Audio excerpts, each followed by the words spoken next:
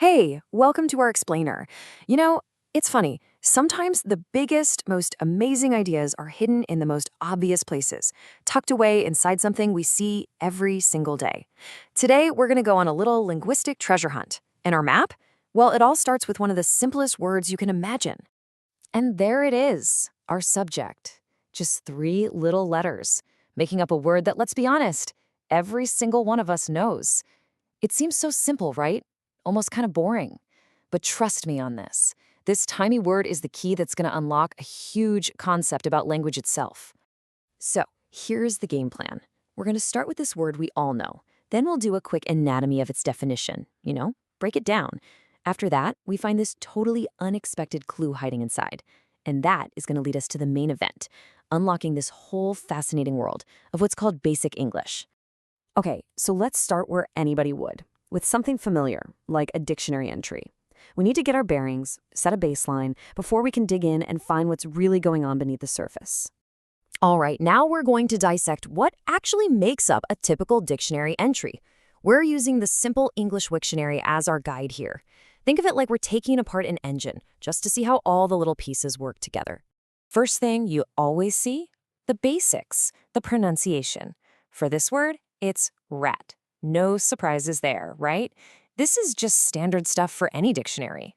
And then you get the core meaning. If you had to boil this entire word down to its essence, this is it, a medium-sized rodent. Super simple, straight to the point. This is the foundation for everything else. But a good definition gives you a little more flavor, a little more context. So the source adds these details. They tend to live near people, they eat garbage, they can carry diseases, but then, and this is a fun little twist, they can also be kept as pets. So you see how the word carries these, well, kind of negative, but also maybe positive ideas all at once? Okay, so we've seen all the normal parts of a definition. But buried in this very ordinary entry from the Simple English Wiktionary is one small sentence. A single line that honestly changes everything and sends us down this incredible rabbit hole. And this is it, right there at the top of the entry. Rat is on the Basic English 850 list. Whoa. Okay, so all of a sudden, this isn't just about an animal anymore, is it? It's part of a system. It was chosen for something. But for what?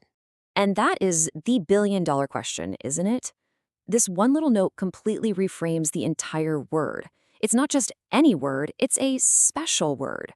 So what in the world is this list and why is rat on it? And that one clue leads us right here.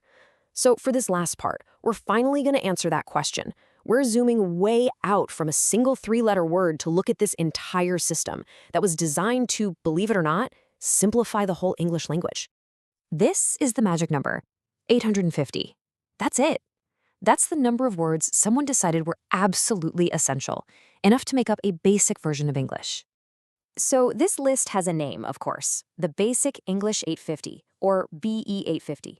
The best way to think about it is like a starter pack for English, a foundational vocabulary. It's a set of core words that are supposed to be enough to explain almost any idea. It's language, but stripped down to its most essential parts. So you have to wonder, why would anyone do this? What's the point of a list like this? Well, its purpose, and you can kind of guess this since it's in the Simple English Wiktionary, is all about making things clear. It's a tool to simplify language, to make us focus on our core ideas, and at the end of the day, to just make communication a whole lot easier for everyone. So here's the big takeaway.